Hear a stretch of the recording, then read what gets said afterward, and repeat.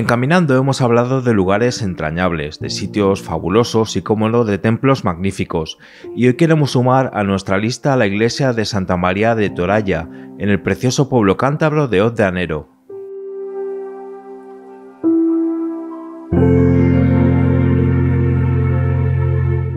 Este templo, que antes fue un monasterio, contiene una valiosa historia, pero en realidad es un lugar físico que, instalado en este precioso entorno, ha visto pasar miles de acontecimientos a lo largo de sus más de 6 siglos de existencia.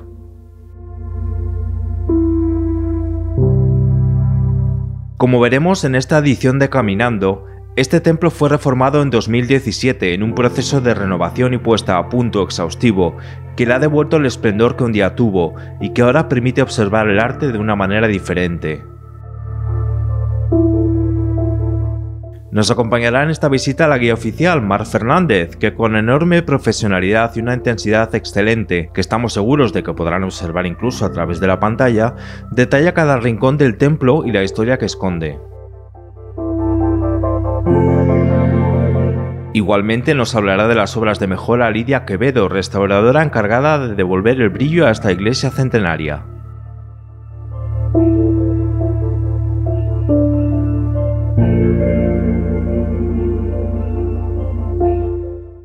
Soy Mar, mi vínculo con la parroquia es de siempre. Aquí me bautizaron, hice mi primera comunión, formé parte del coro parroquial, colaboré con los belenes, con los actos de Semana Santa. Actualmente soy guía del templo y les voy a enseñar esta maravilla.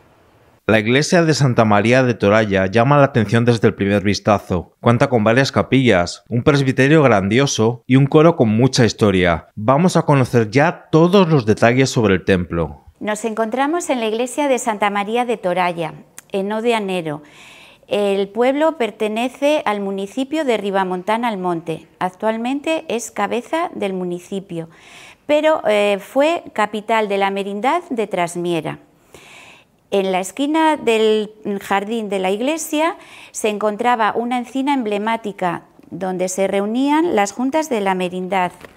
Actualmente está desaparecida. En 1985, una nevada consiguió derrumbarla. Ella cayó y atravesó la carretera. Después, posteriormente, se levantó y estuvo en pie unos 7 años, pero no se consiguió conservarla. La iglesia ha sufrido una restauración en el año 2016 al 2017. Primeramente fue un monasterio y en los siglos XIV y XV se reedificó y posteriormente ha tenido reformas, arreglos, restauraciones. Como podemos ver, accedemos al templo mediante arco de medio punto. La portada es de estilo clásico del siglo XIX. Sobre el arco de medio punto podemos ver un frontón triangular sostenido por columnas toscanas.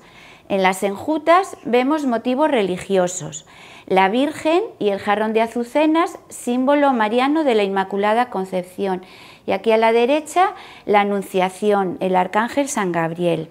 En el interior de la iglesia lo primero que nos encontramos es esta pila bautismal del siglo XVIII, de 1771. Las losas, como pueden ver, tienen agujeros, son todo enterramientos. Aquí esta zona era zona de apellidos ilustres, Cajigales, Piñales, Agüeros, Acevedo. Y en estas losas se supone que hay enterrada gente con estos apellidos. La iglesia está formada por varias capillas. La primera que nos encontramos es esta capilla, que es del siglo XVIII, mandada a construir por Francisco Cajigal de la Vega. Está dedicada a la Purísima. Francisco Cajigal de la Vega está enterrado aquí en esta capilla junto con su esposa. Él fue caballero de la Orden de Santiago, general de los ejércitos, gobernador de Cuba y virrey de México. Su casa-palacio estaba muy cercana aquí a la iglesia, que actualmente es convento de los Carmelitas Descalzos. El retablo es del siglo XVII, es de estilo prechurrigueresco. Esta zona de Trasmiera era zona de campaneros, canteros, ensambladores. Se le atribuye a Andrés de Monasterio del taller de Siete Villas. Está dedicado a la Purísima y en ella podemos ver diferentes tallas, la Purísima, el Ecce-Homo, el Cristo crucificado y el Sagrado Corazón, y presidiendo el escudo de armas de la familia Cajigal y Alonso. Esta capilla, también del siglo XVIII, según una inscripción que actualmente ha desaparecido, la mandó construir Jerónimo de la Vega Acevedo, general de la Armada y superintendente de la fábrica de navíos. En ella se observa un retablo de estilo rococó del siglo XVIII. Está dedicado a la Dolorosa y a ambos lados podemos ver a San Roque y a San Isidro. Una joya de la iglesia es este Cristo yacente. Es un Cristo articulado de una talla de madera del siglo XVIII. En Semana Santa se traslada a una cruz que luego veremos detrás del altar, se le asciende y se hace el posterior desenclavo. Nos encontramos en la parte de atrás de la iglesia. Es la puerta principal. Actualmente sí se tiene acceso por ella en las bodas, pero hasta ahora, hasta que no se ha realizado esta restauración, no se accedía por ella por la situación en la que se encontraba de deterioro.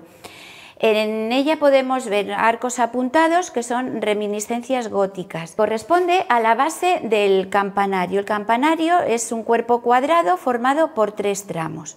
En la parte inferior vemos la cubierta, que es del siglo XVII. Los otros tramos son del siglo XIX. Lo que es la balaustrada está construida en 1732, es del siglo XVIII. Pertenece al barroco decorativo. En ella podemos ver grifos y sirenas, guirnaldas entrelazadas de hojarasca, mascarones y figuras mitológicas.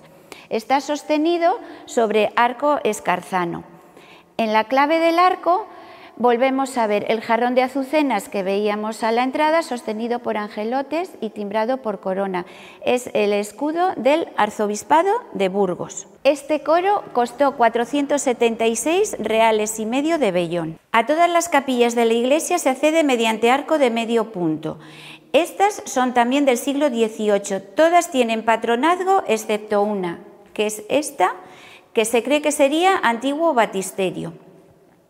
En ella podemos ver la cruz que les comentaba, en la cual el Cristo articulado se asciende el día de Viernes Santo, que se traslada detrás del altar. Esta otra capilla la mandó construir, según una inscripción que actualmente no consta, Juan Bautista de Acevedo. La familia Acevedo nació aquí en Odianero. Su padre era de aquí, su madre era de Oznayo. Y posteriormente construyeron el Palacio de los Acevedo de Oznayo. Esta otra capilla fue mandada a construir por Juan Pérez de Peredo. Todas las capillas tenían altares. Con el paso del tiempo y el deterioro por las humedades, los altares han desaparecido. Don Juan Pérez de Peredo en esta inscripción nos recomendaba decir misas sábados y domingos y fiestas de guardar. Actualmente esta capilla la tenemos dedicada a Nuestra Virgen del Camino. Es una piedad de talla de madera del siglo XVIII. En esta balda podemos ver los diferentes santos que no tienen retablo. Tenemos a San Isidro, a la Purísima, la Virgen del Carmen, Santa Rita de Casia, Sagrado Corazón y el Cristo crucificado. La parte más antigua de la iglesia, junto con los arcos apuntados que veíamos en la parte inferior del campanario, es este crucero gótico que es del siglo XV. Esta capilla, en cuanto a valor arquitectónico, está considerada como la más importante de la iglesia. La mandó construir Fernando de Acevedo. Fernando de Acevedo fue obispo de Osma y arzobispo de Burgos, presidente del Consejo de Castilla. Se accede a ella mediante arco de medio punto. Es del siglo XVII, de 1621. El retablo le regaló Jerónimo de la Vega Acevedo. Es del siglo XVII, de estilo prechurrigueresco, y también se le atribuye a Andrés de Monasterio del taller de Siete Villas. Está dedicado a la Purísima, y en ella vemos a San Pedro, a San Juan y presidiendo un Cristo crucificado, todo tallas de madera, bajo un frontón curvo. En este edículo tenemos a San Antonio y en el del frente tenemos a San José. En la parte inferior de la imagen de San José, en la inscripción que está traducida literal, nos dice: detente caminante y espera a la cruel muerte. Otra de las partes importantes de la iglesia y también una de las más bellas es el presbiterio. Es del siglo XVI, de estilo renacentista. Tiene forma venerada, símbolo de eternidad, forma de concha, símbolo femenino. En la parte inferior del retablo podemos ver escenas de la Pasión, Jesús orando, la oración de Jesús en el huerto, la flagelación, la coronación de espinas, Jesús con la cruz a cuestas, camino del Calvario. En el centro podemos ver el sagrario y a ambos lados dos tallas de madera que son San Pedro y San Pablo. En la parte izquierda podemos ver un Cristo crucificado. Es una talla de madera del siglo XVI, sobre pinturas pictóricas. Esta capilla es de 1624, la mandó construir Fernando de Acevedo. Aquella capilla 1621, esta 1624. Nada que ver una capilla con la otra, esta mucho más sencilla. En esta capilla, las juntas de la merindad que se reunían bajo la encina cuando las condiciones meteorológicas no se lo permitían, se reunían en la capilla que hace unos años estaba dedicada a la Virgen del Rosario y a Santo Domingo de Guzmán. Aquí se reunían todas las juntas y se guardaba el archivo de la merindad. Según Fermín de Sojo y Lomba, un historiador y general de ingenieros, nos contaba en 1931 que actualmente está extraviado. Otra maravilla de la iglesia es el aguamanil. Este aguamanil pertenece al barroco decorativo, lo mismo que el coro, y es del siglo XVIII. La función del aguamanil en la iglesia es el sacerdote, después del ofertorio, procede a lavarse las manos. Como vemos en la parte superior de la fuente, tenemos el pelícano, que es un símbolo cristiano, es Jesús y la Eucaristía. El pelícano, como vemos, se picotea y da de comer a sus crías con su carne y con su sangre. Exactamente en este lugar se encontraba la encina. Aquí podemos ver un trozo de las quimas de ella, un trozo que se conserva. Una parte del tronco se conserva en el ayuntamiento, que también se puede ver. Y aquí a la derecha vemos una imagen de la encina cuando todavía estaba viva, aunque no estaba en su pleno esplendor. Nos encontramos en la parte exterior que corresponde a la capilla de los Acevedo. En ella podemos ver cómo se resalta la ventana, en ella ya vemos sus molduras con sus orejeras y en la parte superior el escudo de la familia Acevedo con sus motivos arzobispales, el capelo y lo que son las borlas del cargo eclesiástico que ejercían. Como vemos aquí a la izquierda tenemos una pequeña edificación, se trata de un humilladero, es de la segunda mitad del siglo XVII. Actualmente en el municipio es el único que se conserva. La función del humilladero, ellos se colocaban al principio o al final de los pueblos y, como su nombre indica, se trataba de humillarse, de orar. Los vecinos acudían a él, bien los vecinos o personas que venían de otros lugares y realizaban sus oraciones.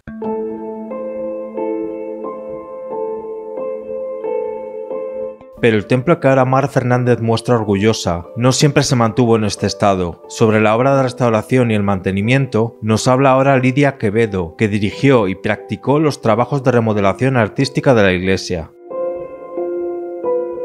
En el año 2016 el Obispado de Santander se puso en contacto conmigo para abordar una intervención compleja en esta iglesia Santa María de Toralla, en el municipio de Hoz de Anero.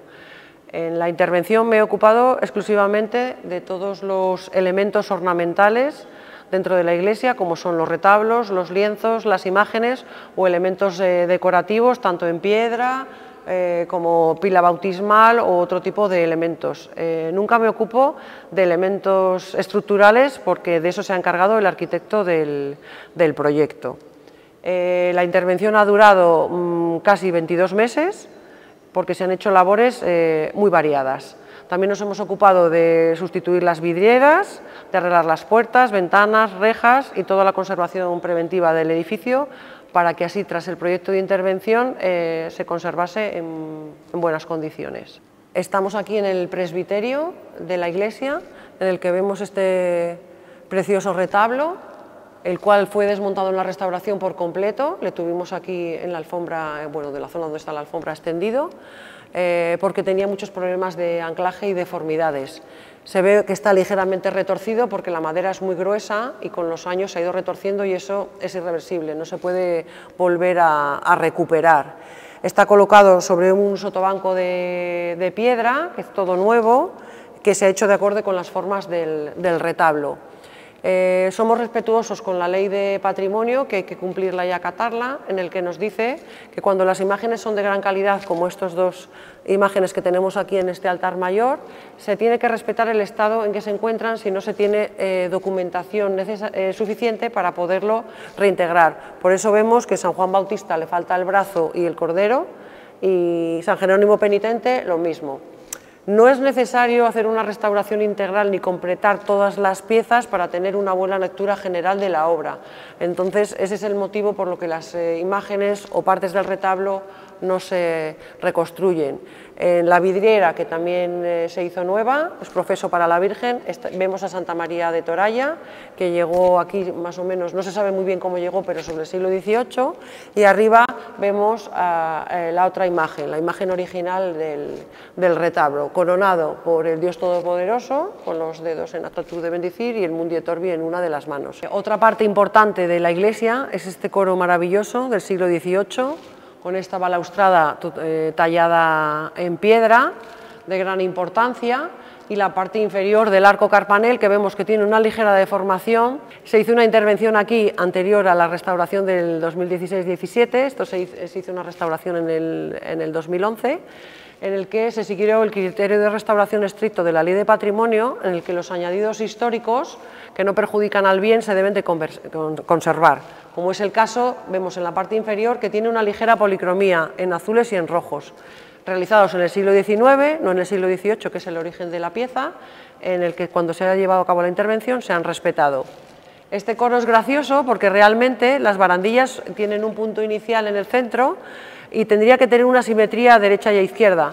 Tengo yo una pequeña teoría de que lo hicieron dos canteros con el mismo ego y con las ganas de ser buenos artistas y famosos, y empezaron haciendo como venía en el proyecto, pero a medida que avanzaba la barandilla hacia los lados, vemos que las figuras y los motivos vegetales son cada uno lo que han decidido hacer, han tenido su propia interpretación personal. Estamos en la capilla de los Acevedo, donde también tenemos este imponente retablo barroco, con un oro extraordinario, con un brillo mucho mayor que el del altar mayor, porque se encontraba en mejor estado de conservación.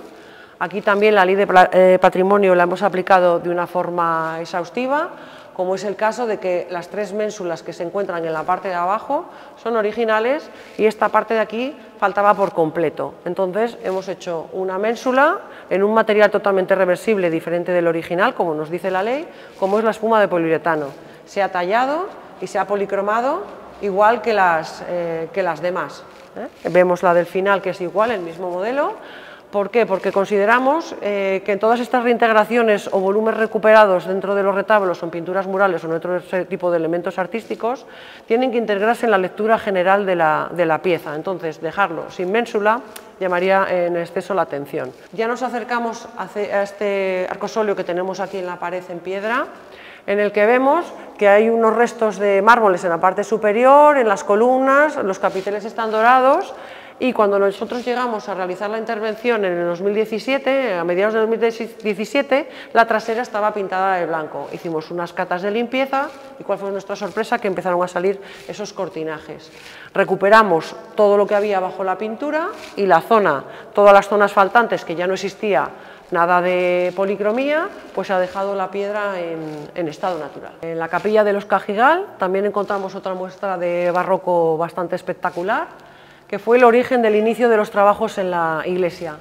Este retablo había padecido las humedades de las goteras de la cubierta, estaba empapado de agua, con mucho ataque de xilófagos, y hace como 15 años se desprendió todo y se cayó todo en el suelo.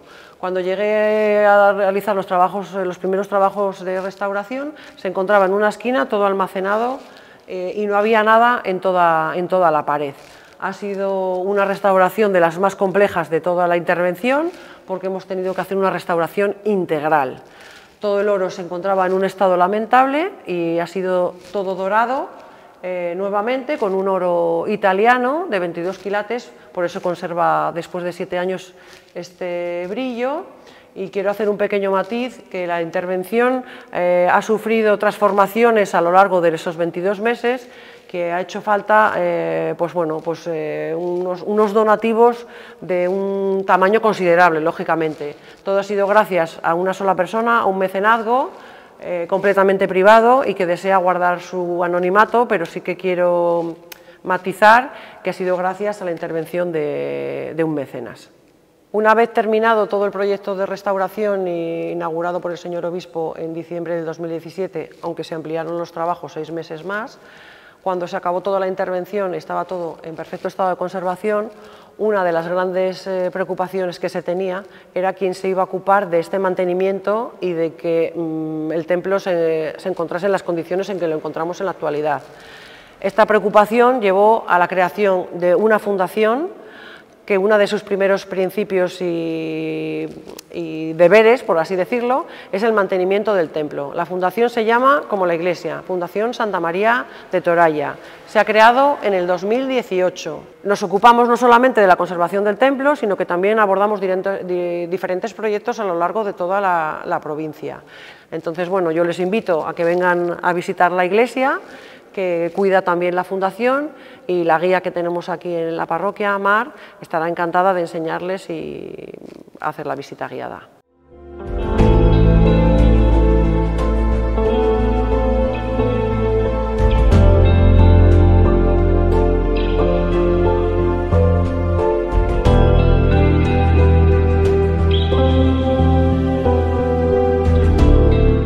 Esta no ha sido solo una restauración estructural o artística. Esta iglesia recoge una pequeña parte de la historia de Cantabria, que ahora la Fundación se encarga de cuidar y mantener, y Mar, su guía, de mostrar a todas las personas que se acercan a Hoz de Anero, una zona muy popular que merece ser conocida y una iglesia renovada que merece ser admirada.